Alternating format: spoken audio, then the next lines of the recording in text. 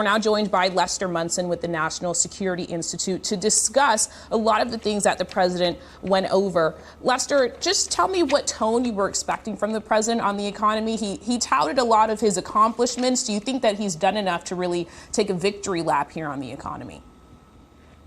Well, I thought that was actually the weakest part of the speech for him.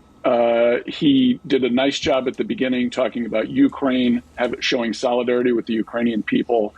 When he got to the economy, frankly, I don't think he was really directly addressing the issues that Americans care about. And he was not really offering, as you guys were talking about earlier, terrifically practical solutions to those problems. And I didn't really see a big pivot from him away from his agenda that has proven to be, frankly, not very popular, to something that could be have a broader appeal, maybe even have bipartisan Republican appeal. So I was hoping he would pivot a little bit away from his rather tough first year towards a more open-minded second year. I didn't really see that, at least on the economic part of his speech.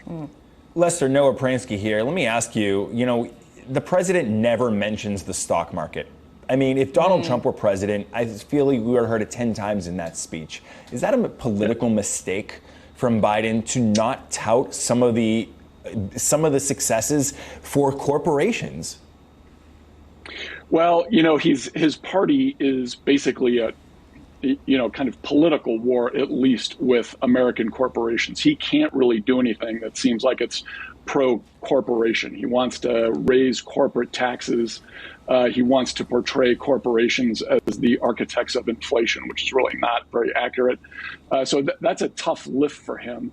I think he could have done it if he'd been pivoting to a new approach on these things and be willing to maybe not be as close to the progressive wing of his party. But he clearly doesn't want to show a lot of distance between him and the progressives. We're going to get some speeches after the State of the Union from progressives. They're almost doing their own alternative State of the Union speech that tells you something about the differences inside his party that he needs to be concerned about. Yeah, we're going to hear from the Republican rebuttal first from Kim Reynolds, the governor of Iowa, and then we'll get a very odd Democratic rebuttal to the rebuttal, or a rebuttal to the State of the Union. I'm not quite sure. From Rashida Tlaib. Two is I will promise you, you're going to hear her bring up climate change. Yeah. The president basically didn't touch upon it tonight. He did talk about electric vehicles several times, but you do national security.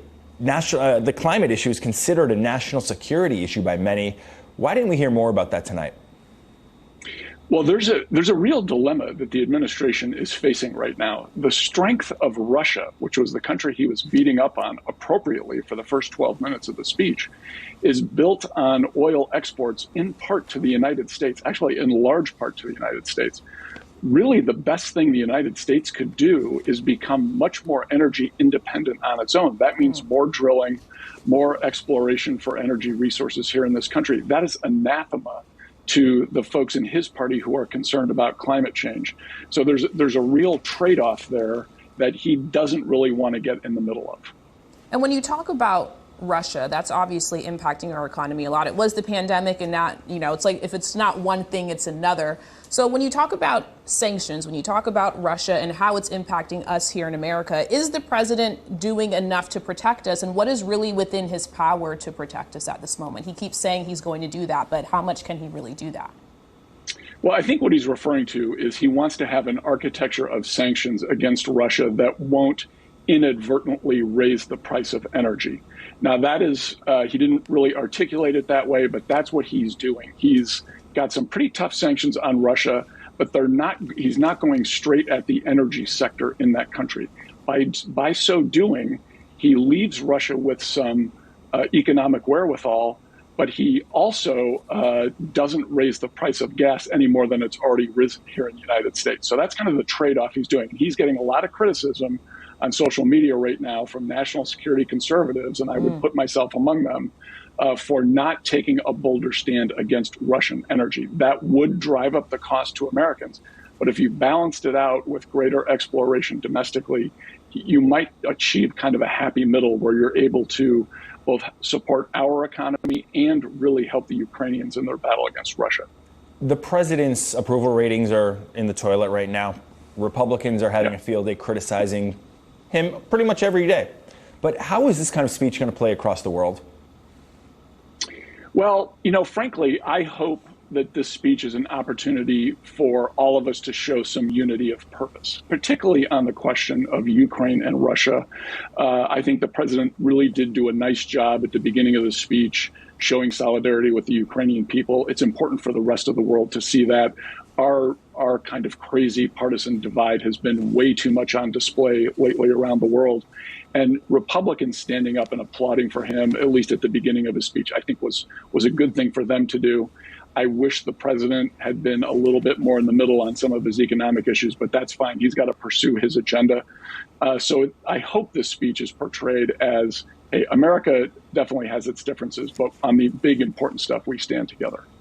Lester, before I let you go here, I've heard you in each of your answers critique how the president expressed what he's done or the things that he's left out. What do you think he needed to do to communicate his points better, whether he actually said anything different or not? What could he have improved in how he shared his economic goals? Well, I think he could have made an offer to Republicans in this speech and said, I'm willing to meet you halfway. Let's do some things that can support the working class that you might agree with. Let's take the steps on promoting a greener economy that you might be willing to embrace. I am willing to meet you halfway. Right now, President Biden is still promoting an agenda that he can't even get his entire party to support in the Senate. That is not a critique of Senator Manchin and Senator Sinema. That's a critique of President Biden.